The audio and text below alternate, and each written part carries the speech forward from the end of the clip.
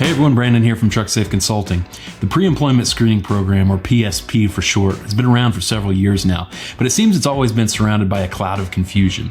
In this video, we're going to break it down and discuss exactly what it is, who uses the program, what information filters into the system, and how drivers and carriers can challenge information contained on PSP records. So stay tuned and be sure to hit the like and subscribe buttons below to keep up to date on all of our new DOT-related content.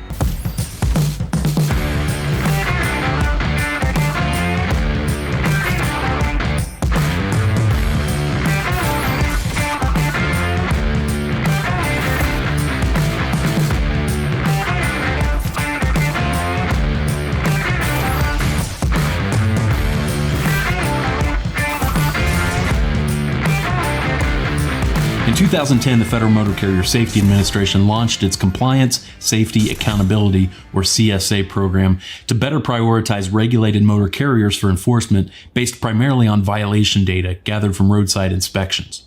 As we've addressed in another video, the CSA program scores carriers in 7 categories known as the basics, based on the types and severity of violations discovered in each category. Now, carriers that perform worse than a certain percentage of their peers on a given month are placed higher on the agency's enforcement prioritization list.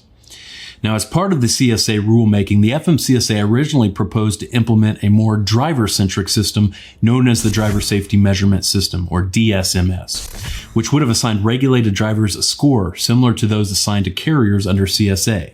Now, ultimately, the agency decided not to move forward with the scoring system, though it did retain the underlying DSMS system for tracking driver-related violations, and that's where PSP fits in. So what exactly is PSP? Well, at its heart, PSP provides carriers, individual drivers, and industry service providers access to commercial driver safety records from the FMCSA's Motor Carrier Management Information System, also known as MCMIS. In other words, PSP offers industry stakeholders access to a regulated driver's violation and crash history, which is information contained within the DSMS.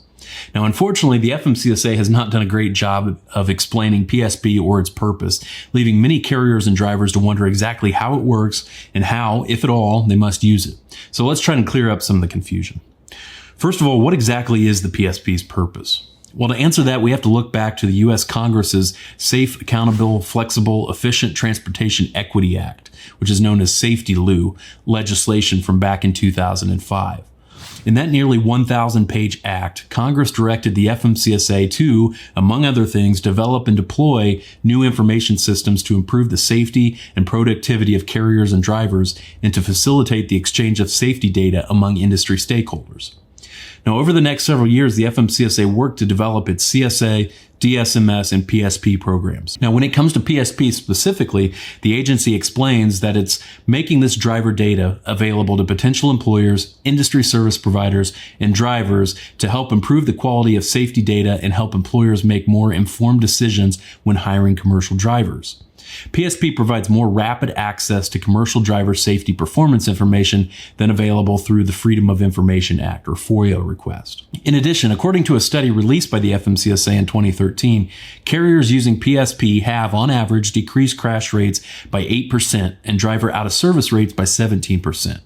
The agency estimates that in the 12 months studied, the carrier group using PSP prevented 863 crashes and more than 3,500 driver out-of-service incidents. So in short, PSP is a program that offers motor carriers and other stakeholders access to regulated drivers' violation and crash history to assist them in making their hiring decisions. All right, next up, what information does a PSP report contain? So when a carrier runs a PSP report on a particular driver, that report contains the driver's most recent 5 years of DOT recordable crash data and 3 years of roadside inspection data from the FMCSA's MCMIS database. Importantly, the MCMIS database contains inspection and crash data for drivers of commercial motor vehicles and trailing units that weigh 10,001 pounds or more. This includes drivers of CMVs that may or may not have a CDL. Now, a PSP report is distinct from a state-issued motor vehicle report, or MVR, in a few key ways. Most notably, unlike MVRs, which typically only include traffic-related convictions, PSP reports list all violations a driver has occurred in any state, even those that do not result in the issuance of a citation. Additionally, a PSP record displays the motor carrier for which the driver was operating at the time of the crash or inspection, as well as the location and the date of that crash or inspection where they occurred. The report also details whether the driver was placed out of service for a particular violation. Okay, so let's discuss how motor carriers use PSP reports. First up, it's important to understand that the PSP is a voluntary program, meaning the FMCSA doesn't require motor carriers to utilize the system as part of their driver onboarding programs.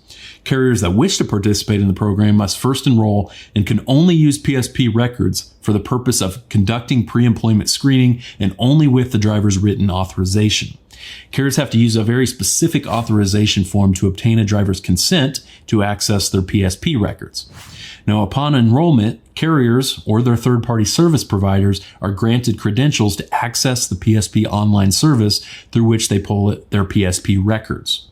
Carriers who choose to enroll in the PSP often utilize their records as part of their driver hiring process to determine whether prospective drivers meet their minimum qualification standards. Now, it's not uncommon for carriers to set minimum standards that prospects must meet to be considered eligible for hiring. For example, a carrier may choose to only engage drivers that have fewer than a certain number or type of safety violations or crashes over the past 2 years, or whatever time frame they set. Pulling a PSP report as part of the driver's onboarding allows the carrier to confirm that the prospect meets that standard. Again, use of PSP is voluntary, and not every carrier chooses to do so. That said, many carriers, particularly the larger ones, do participate and use it to supplement their own required onboarding processes, such as their MVR checks. Okay, so what about drivers? How do they use PSP? Well, regulated drivers can access their own PSP data by requesting it online. Drivers can also sign up for PSP monitoring, which will send automatic notifications anytime there's a change to the driver's PSP data. The PSP database is updated with a new snapshot from the MCMIS database approximately every 30 days. Registered drivers can subscribe for the monitoring service by logging into PSP and clicking the Enroll in PSP Monitoring button on the dashboard. Now, another thing to know about PSP is that it's not free to use. Authorized PSP users can access PSP records one of two ways. Number one, individually, or number two, through a monthly subscription. As of the date of this video, individual PSP reports are $10 each, with some discounts for bulk purchases. And carriers can also enroll in a monthly subscription service for unlimited access to PSP reports. The cost of the monthly subscription depends on the size of the carrier's fleet. The subscription fee for motor carriers with 100 or more power units, as verified by the FMCSA, is $100, and for motor carriers with 99 or fewer power units, it's $25. Carriers interested in a monthly subscription account can register online. So let's wrap things up by discussing how drivers can go about improving their PSP record. In this regard, drivers can contest information on the PSP record by filing what's called a Request for Data Review, or RDR, in the FMCSA's data queues system. Now, this is the same system that motor carriers and others use to challenge erroneous roadside inspection data. When an RDR is made through the data queues system and the request is granted, the organization responsible for the data, typically state law enforcement agencies, make the appropriate changes. The record is then updated in MCMIS and will be reflected in the PSP within approximately 30 days. Likewise, violations adjudicated through a state court system will be removed from a driver's PSP report if the driver has been found not guilty or the violation has been dismissed. Now, if a driver was convicted of a different charge than the original violation, that difference will be noted on the PSP record with an accompanying state citation number and language reading state citation result convicted of a different charge. In terms of recordable accidents, crashes deemed non-preventable through the agency's Crash Preventability Demonstration Program will reflect the non-preventability on the PSP report. Okay, so that's going to wrap things up for this video. Let us know in the comments whether you've had any experience with the PSP program and if you have any tips or tricks to share for dealing with the data it contains. For even more in-depth information about the driver qualification process and other major aspects of the federal and state safety regulations, make sure you check out our innovative online compliance courses for safety managers and drivers over at trucksafeacademy.com. Also, be sure to check out our detailed compliance articles on our website at trucksafeconsulting.com and follow us on our various social media pages for the latest highway transportation news and analysis. Thanks for watching.